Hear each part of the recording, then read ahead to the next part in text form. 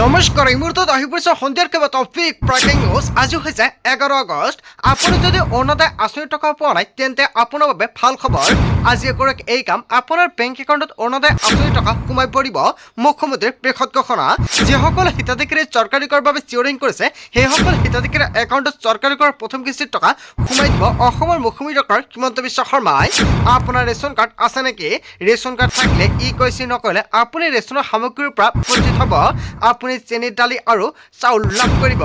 আত্মসহায়ক প্ৰতিজন মহিলাৰ বেংক একাউণ্টত 25,000 টকা সোমাব যদি আপুনি 10,000 টকাৰ চেক পাইছে। আজি কৰক এই তিনিটা গুৰুত্বপূৰ্ণ কাম। লগতে কেইবাটাও ৰাজনৈতিক খবৰৰ লগতে অৰাজনৈতিক খবৰ যুগুত কৰা হৈছে। আজিৰ দিনটোত গোটেই অসম তথা ভাৰতৰ বিভিন্ন প্ৰান্তৰ পৰা যুগুত হৈছে কেইবাটাও ডাঙৰ খবৰ। এনেবোৰ খবৰ নিতৌ পাই থাকিবলৈ চেনেলটি ছাবস্ক্ৰাইব কৰি ভিডিঅ'ত এটা লাইক কৰিবলৈ নাপাহৰিব।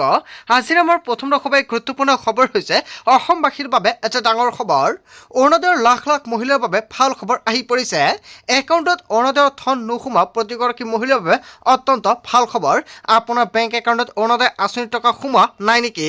অসমৰ মুখ্যমন্ত্ৰী ডক্টৰ হিমন্ত বিশ্ব শৰ্মাই কৰিলে বৃহৎ ঘোষণা।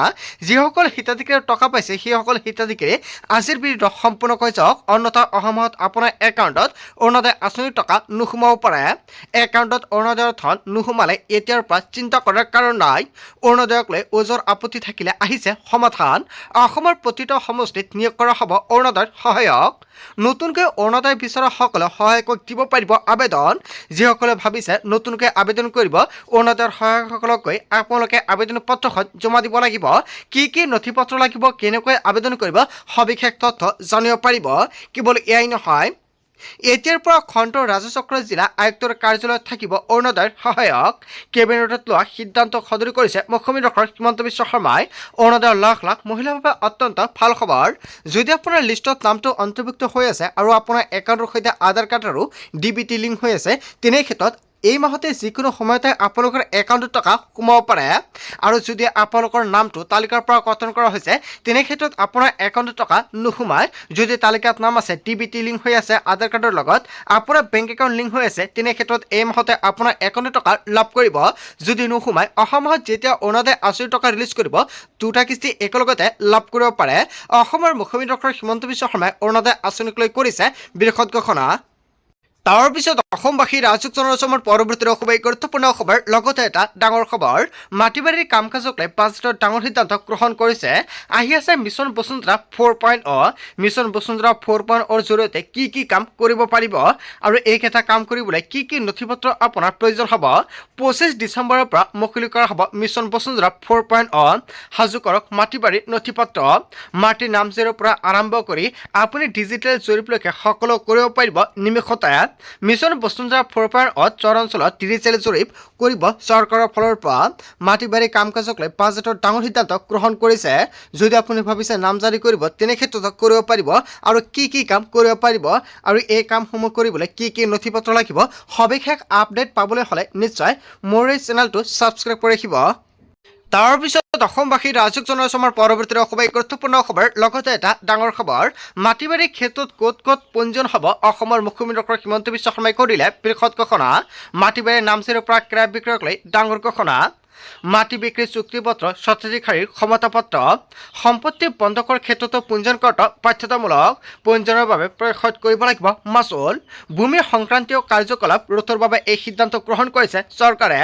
বিক্ৰীৰ বাবে চুক্তি, উন্নয়ন চুক্তি, কেৱল এয়াই নহয়, সম্পত্তি সম্পৰ্কীয় পাৱাৰ অৱ এণ্টৰ্নি আৰু খেৰাচমাদি চুক্তি, ন্যায়সংগত বন্ধকী আৰু বিক্ৰীৰ প্ৰমাণপত্ৰ, বেংক গ্ৰান্টি একত্ৰিতকৰণ পৃথকীকৰণৰ জৰিয়তে হস্তান্তৰত হ'ব বাধ্যতামূলক। মাটি বাৰী ক্ৰয় বিক্ৰয় পঞ্জীয়ন সম্পৰ্কত সিদ্ধান্তে ৰাজ্য চৰকাৰে কেইবাটাও গুৰুত্বপূৰ্ণ ঘোষণা কৰিছে। চহৰে নগৰে মাটি কিনা বেচাক লৈ নতুন নিয়ম ৰাজ্যত প্ৰযোজ্য হৈছে।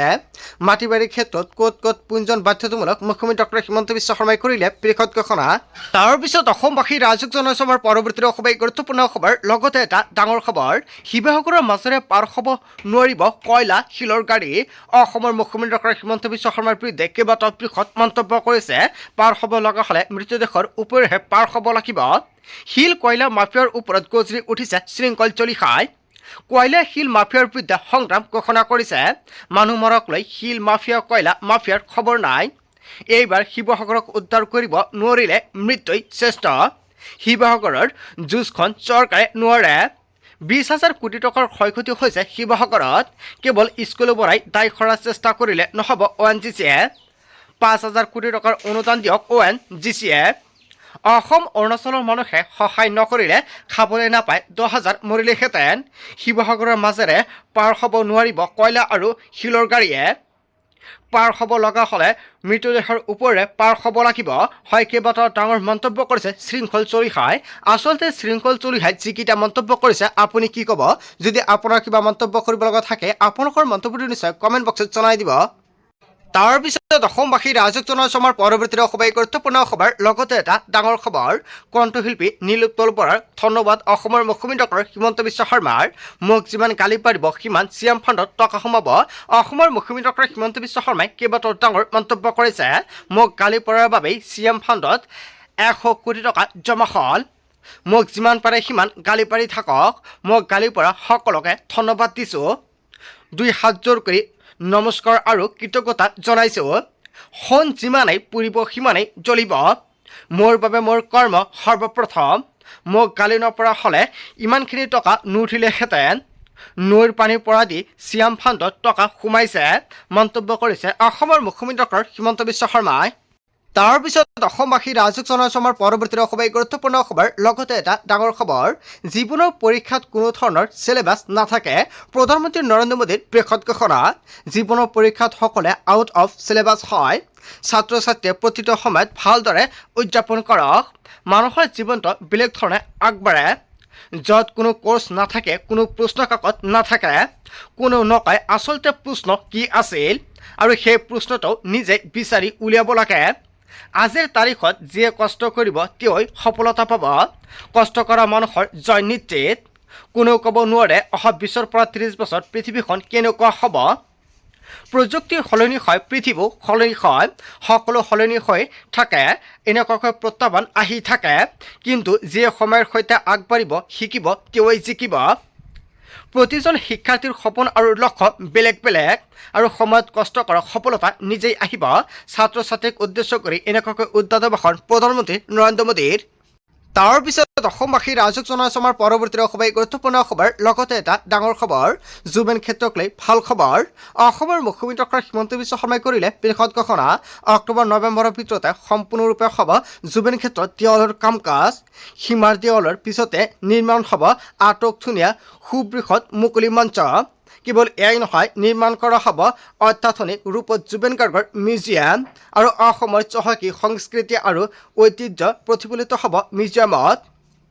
এক জীৱন্ত সাংস্কৃতিক প্ৰাণকেন্দ্ৰলৈ ৰূপান্তৰিত কৰাৰ পৰিকল্পনা কৰিছে মুখ্যমন্ত্ৰী ডক্টৰ হিমন্ত বিশ্ব শৰ্মাই মুখ্যমন্ত্ৰী হিমন্ত বিশ্ব শৰ্মাৰ পৰিকল্পনাক প্ৰশংসা ৰাজ্যবাসীৰ জুবিন ক্ষেত্ৰক লৈ ভাল খবৰ তাৰ পিছত অসমবাসী ৰাইজক জনাইছো আমাৰ পৰৱৰ্তী খুবেই গুৰুত্বপূৰ্ণ খবৰ লগতে এটা ডাঙৰ খবৰ ফলোৱাৰ্ছ কমিলে ৰাজনৈতিক নেতাই হেৰুৱাব লাগিব পদ বিজেপিৰ নেতা মন্ত্ৰীৰ বাবে নতুন নিয়ম কামেৰে নহয় জনপ্ৰিয়তাহে এতিয়া গুৰুত্বপূৰ্ণ ফলোৱাৰ্ছ কমিলে নেতাই হেৰুৱাব লাগিব যোগ্যতা কেৱল এয়াই নহয় ডিজিটেল ইণ্ডিয়াৰ যুগত ৰাজনৈতিক শৈলী সলনি বিজেপিৰ মধ্যপ্ৰদেশ বিজেপিৰ দল মজবুত কৰিবলৈ ল'লে আজব পন্থা কেৱল এয়াই নহয় দেশজুৰি এই নিয়ম সলনি হ'ব নেতাৰ ৰাজনৈতিক পদবী ৰিলছ আৰু ফলোৱাৰ্ছৰ ওপৰত কৰিব নিৰ্ভৰ মধ্যপ্ৰদেশৰ শিৱপুৰী জিলাত এনেকুৱাকৈ ডাঙৰ সিদ্ধান্ত গ্ৰহণ কৰিছে আৰু কোলাৰাজ সমষ্টিৰ বিজেপি বিধায়কৰ এই নিৰ্দেশ নেতাসকলক বান্ধি দিছে বিশেষ টাৰ্গেট মণ্ডল সভাপতি পদৰ দাবীদাৰ হ'বলৈ হ'লে কমেও 25,000 ফলোৱাৰ্ছ বাধ্যতামূলক আৰু তৃণমূল পৰ্যায়ৰ বুথ সভাপতি হ'বলৈ কমেও 1,000 ফলোৱাৰ্ছ বাধ্যতামূলক বিধায়ক মহেন্দ্ৰ যাদৱৰ মতে বৰ্তমান শক্তিশালী মাধ্যম হৈছে ছ'চিয়েল মিডিয়া চৰকাৰৰ জনকল্যাণমূলক আঁচনি ৰাইজৰ মাজলৈ লৈ যোৱা মাধ্যম ডিজিটেল প্লেটফৰ্মত সক্ৰিয়তা জনপ্ৰিয়তা থাকিলেহে পিছ পৰি ৰ'ব নেতাই আৰু দলৰ প্ৰতিটো স্তৰৰ নেতাই ডিজিটেলি এক্টিভ থকাটো খুবেই জৰুৰী আধুনিক ৰাজনীতিত পিছ পৰি নাথাকিবলৈ বিশেষ পদক্ষেপ আৰু এই পৰিকল্পনাই সমগ্ৰ দেশজুৰি লাভ কৰিছে চৰ্চা যুৱ প্ৰজন্মৰ নেতাই এই পদক্ষেপক জনাইছে আদৰণি ৰিলছ সামাজিক মাধ্যমত পোষ্ট নকৰা নেতা পৰিব পাৰে বিপদত হয় আচলতে যিটো নতুন নিয়ম আহিবলগীয়া গৈ আছে ইয়াৰ বিষয়ত জনতাই কি ক'ব আচলতে মধ্যপ্ৰদেশৰ যিটো নিয়ম সলনি হৈছে যদি জনতাৰ কিবা মন্তব্য কৰিব লগা থাকে আপোনালোকৰ মন্তব্যটো নিশ্চয় কমেণ্ট বক্সত জনাই দিব তাৰ পিছত অসমবাসী ৰাজক জনাইছে আমাৰ পৰৱৰ্তী অসমবাসী গুৰুত্বপূৰ্ণ খবৰ লগতে এটা ডাঙৰ খবৰ পুৱাই প্ৰচণ্ড গৰমে তুহিছে ৰাজ্য অসহ্যকৰ গৰমত অতিষ্ঠ জনতা সূৰ্যোদয়ৰ লগে লগে বৃদ্ধি পাইছে তাপমাত্ৰা পুৱাৰ পৰাই উৎকট গৰম বাহিৰলৈ ওলালে সংকট জনসাধাৰণ প্ৰচণ্ড ৰ'দত বিপৰ্যস্ত জনজীৱন গৰমৰ পৰা অলপমান সকাহৰ অপেক্ষাত ৰাজ্যবাসীৰ দুপৰীয়া তাপমাত্ৰা বৃদ্ধি পোৱাৰ সম্ভাৱনা কৰিছিলে আৰু অৱশেষত দুপৰীয়া ভয়ংকৰ পৰিমাণে তাপমাত্ৰাই তুহিছে অস্বস্তিত সাধাৰণ লোকসকল গৰমৰ প্ৰকোপ হাহাকাৰময় পৰিস্থিতিৰ সৃষ্টি হৈছে আপোনাৰ অঞ্চলত তাপমাত্ৰা আজিৰ দিনত কিমান ডিগ্ৰী চেলচিয়াছে তুহিছে নিশ্চয় কমেণ্ট কৰি জনাই দিব তাৰ পিছত অসমবাসী ৰাজক জনাইছে আমাৰ পৰৱৰ্তী অসমবাসী গুৰুত্বপূৰ্ণ খবৰ লগতে এটা ডাঙৰ খবৰ ৰাজ্যত পুনৰ ধাৰাসাৰ বৰষুণৰ সম্ভাৱনা কেইবাখনো জিলালৈ বতৰ বিজ্ঞান কেন্দ্ৰৰ এলাৰ্ট জাৰি কৰা হৈছে অসম তথা উত্তৰ পূৰ্বাঞ্চলত প্ৰবল বৃষ্টিপাতৰ আগজাননী আজিৰ দিনটোত ৰাজ্যৰ প্ৰায় ২২খনকৈ জিলালৈ য়েলো এলাৰ্ট জাৰি কৰা হৈছে আগন্তুক ৫টা দিনত উত্তৰ পূব ঠায়ে ঠায়ে প্ৰবল বৃষ্টিপাতৰ সম্ভাৱনা আঞ্চলিক বতৰ বিজ্ঞান কেন্দ্ৰই জাৰি কৰিছে সতৰ্কতা ১২ৰ পৰা ১৪ আগষ্টলৈকে অসমৰ বিভিন্ন স্থানত প্ৰবল বৃষ্টিপাতৰ আশংকা কৰা হৈছে মেঘালয় আৰু ত্ৰিপুৰাতো প্ৰবল বৃষ্টিপাতৰ সম্ভাৱনা বতৰ বিজ্ঞান কেন্দ্ৰৰ ফালৰ পৰা জাৰি কৰিছে বিজুলী ঢেৰেকণিৰে প্ৰবল বৃষ্টিপাতৰ আশংকা জাৰি কৰিছে ৰাজ্যত পুনৰ ধাৰাসাৰ বৰষুণৰ সম্ভাৱনা তাৰ পিছত অসমবাসী ৰাজক জনাইছে আমাৰ পৰৱৰ্তী অসমবাসী গুৰুত্বপূৰ্ণ খবৰ লগতে এটা ডাঙৰ খবৰ ৰন্ধন গেছৰ গ্ৰাহক লৈ জৰুৰী খবৰ আহি পৰিছে ১৫ আগষ্টৰ ভিতৰতে কৰিব লাগিব EKYC অন্যথা ৰাজস্বৰ পৰা বঞ্চিত হ'ব ৰন্ধন গেছৰ গ্ৰাহকসকলে গেছৰ সেৱা লাভ কৰিবলৈ EKYC কৰাটো বাধ্যতামূলক বিপণনকাৰী সংস্থাসমূহৰ এপৰ দ্বাৰাই কৰিব পাৰিব এই প্ৰক্ৰিয়া অন্যথা যোগাযোগ কৰক সংশ্লিষ্ট গেছ ডিষ্ট্ৰিবিউটৰৰ ওচৰত EKYC নকৰিলে আপুনি নাপাব ৰন্ধন গেছৰ ৰাজসাহায্য ৰন্ধন গেছৰ গ্ৰাহক লৈ জৰুৰী খবৰ আহি পৰিছে আজিৰ মূল ভিডিঅ'খনত আপোনালোকক এইখিনি সৰু কেইটামান ইনফৰমেশ্যন দিবলগীয়া আছিলে ভিডিঅ'টি ভাল লাগিলে লাইক কমেণ্ট শ্বেয়াৰ কৰি দিব চ' থেংক ইউ ফৰ ৱাচিং ফুল ভিডিঅ'